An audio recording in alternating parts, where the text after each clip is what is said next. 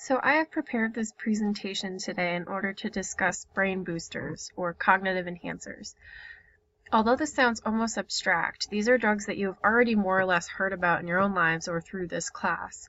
What drew me personally to this topic was a conversation I had with a friend who claimed he bought brain boosting supplements on Amazon and used it throughout the school week in order to augment his academic performance. He told me that it worked for him and that he felt it truly positively impacted his studies, but every time he would stop using these supplements, a painful neck-ache would follow. As someone who is highly skeptical of the many of the drugs that are now heavily marketed, I thought it was interesting that these pills were available to a fellow student and could give him positive and negative effects, or so he says. With little to no research on the supplement he was actually taking, this discussion is about how cognitive enhancers work in the brain, how they are used in our society, and the bioethical considerations for their research and medicinal or recreational use in the present day and in the very near scary future. But to make this a little more lighthearted, I tried my best to incorporate adorable pictures like this one that demonstrate really how powerful the brain is. In this picture, I originally thought that this brain was weightlifting slices of cheese instead of books, which would have been preferable. Either way, the brain is always represented as this powerful machine responsible for our conscious experiences and biological functions. And it is interesting to think about the ways in which the machine can be manipulated by drugs that can, quote, improve it. So if any of you have seen Bradley Cooper's Limitless, or the new TV show that goes by the same name, then you are already pretty familiar with the exaggerated but applicable theme of using cognitive enhancers, or a miracle drug, to elevate the mind and harness the full power of the brain's cognitive capacity. If you are unfamiliar with the movie, very briefly, it is about a fictional man named Eddie Mora who is down on his luck, and then introduced to a drug called NZT by an old friend. And this drug grants him access to 100% of his mind's capabilities. Eventually, the negative side effects of this drug catch up to him, and he is viewed as a dangerous tool by many, not surprisingly. And although this may seem far-fetched, as described by Hollywood's feature film, and as clouded as it could get by the handsomeness of Bradley Cooper, it is these themes that Limitless applies to our discussion today about how certain substances that are either natural homeopathic substances or chemically synthesized and isolated can increase aspects of the brain's function in order to enhance productivity and neurological function. So what is a cognitive enhancer? Well, simply put, it is a drug that enhances the cognitive ability of the brain by acting on the molecular mechanisms of the brain in order to create biological, physiological, and behavioral change. They are stimulants, and you actually might associate cognitive enhancers with common drugs you have already heard of, such as caffeine or Ritalin, which is an ADHD medication, both of which act on neurotransmitter systems in the brain differently in order to improve cognition, memory, motivation, attention, or concentration, depending on the specific actions of the drug. And the neurotransmitter systems that are most widely affected include dopamine, norepinephrine, and serotonin. CNS stimulants are drugs that have direct effects in the dopamine pathway as agonists of this neurotransmitter. These stimulants have been researched at great length in science due to its prevalence in pharmacology. So some of these CNS stimulants include amphetamines, some of which are used to treat ADHD, xanthines, also known as caffeine, ergotics, such as modafinil, which has actually been supported by promising research that indicates it may increase higher cognitive function. Nicotine actually acts as a CNS stimulant, and methylphenidate. And these drugs actually have been used in research on neurodegenerative diseases to determine their effectiveness in either preventing or reversing the progression of those diseases, such as Alzheimer's disease. And these drugs all act as agonists to dopamine in the mesolimbic pathway, which can promote addictive behaviors. These drugs also can act as antagonists to GABA receptors to decrease inhibition. Some of these drugs, such as amphetamines or methylphenidate, can actually decrease learning in neurons when taken in too high of doses. Each drug has specific molecular drug actions, which include affinities for certain receptors to bind to, such as acetylcholine's nicotinic receptor for nicotine. Caffeine has actually been used for thousands of years by humans through the consumption of coffee and other substances. And usually, caffeine is consumed at very, very high doses in order to produce its desired effect, wakefulness and enhanced focus. However, there are many, many other cognitive enhancers or stimulants that are not commonly used or researched like the ones I just mentioned. And these drugs are called nootropics. So what exactly is a nootropic? The term nootropic actually derived from the Greek words for mind and bend, and it was coined by a Romanian psychologist, Corneliu Gheorghe, in 1972. All nootropics are cognitive enhancers, but that doesn't mean that all cognitive enhancers can be considered nootropics. Nootropics are a specific class of drugs that are often associated with alternative medicine and therapy. Nootropics are less represented in scientific research than stimulants that we had just discussed prior, due to the proximity to the realm of traditional alternative medicine. It is for this reason that there really is no concrete definition of what a nootropic drug is, but it is often referred to in literature as a class of drugs that are used recreationally or non-medicinally in order to enhance cognition of otherwise healthy individuals in a population.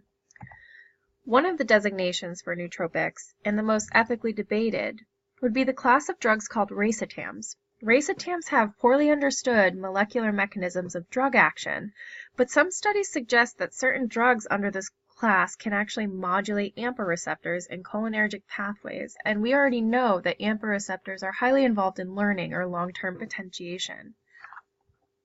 There are other substances that are considered dietary supplements that have also been theorized to increase cognitive function.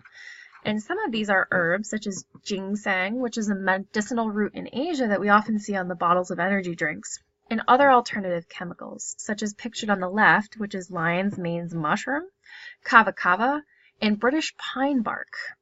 Oftentimes, these supplements are marketed as dietary supplements that have been approved by organizations like the FDA, when in fact they are not. According to the American Medical Association, only a limited amount of information is available on the patterns of dietary supplements and herbal substances used for cognitive enhancement. More than 100 substances, from amino acids to botanical preparations, are advertised on websites as having the ability to improve cognitive performance, and their safety and efficacy has not been systematically examined.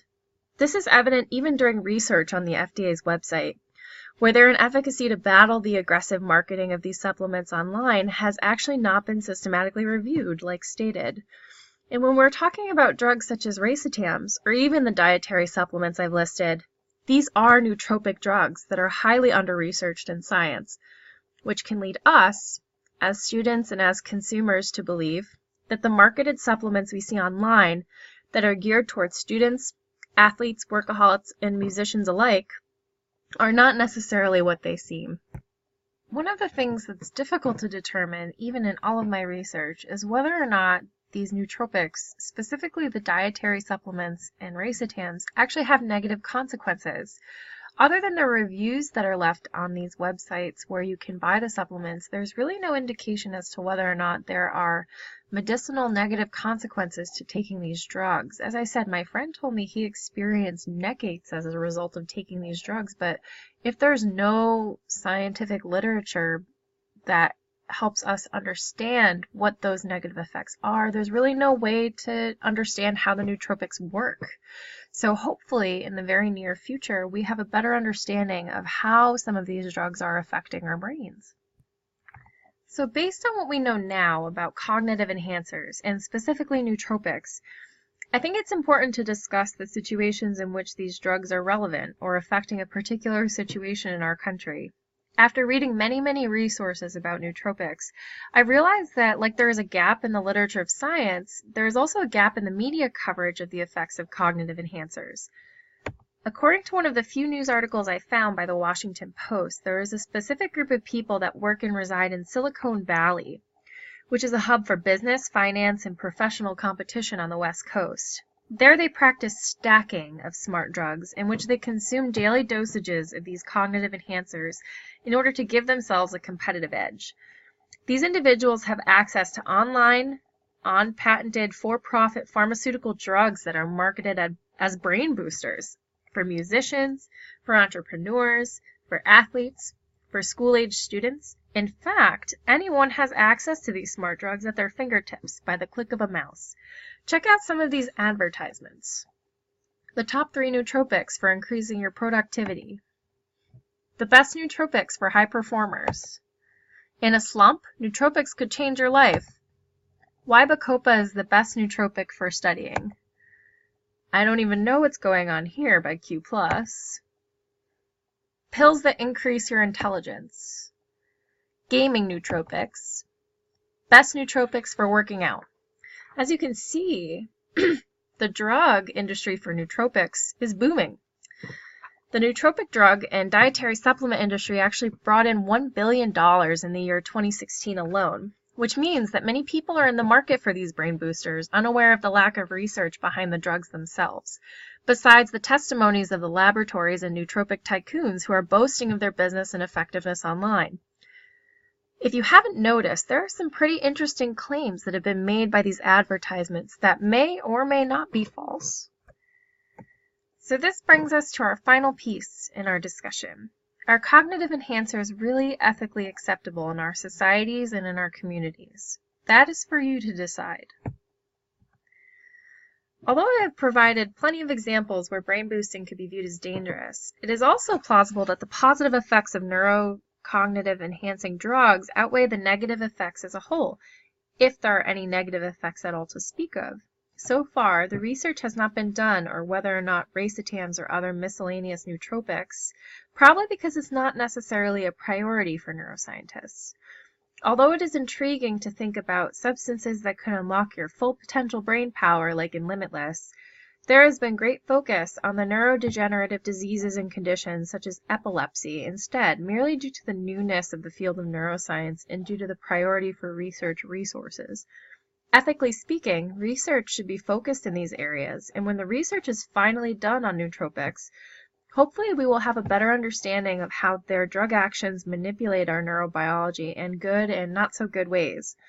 It is my personal hope that the FDA and other health and safety administrations can get a grip on the crazy intense marketing for these supplements in order to maintain control over what is actually sold and consumed by our healthy populations.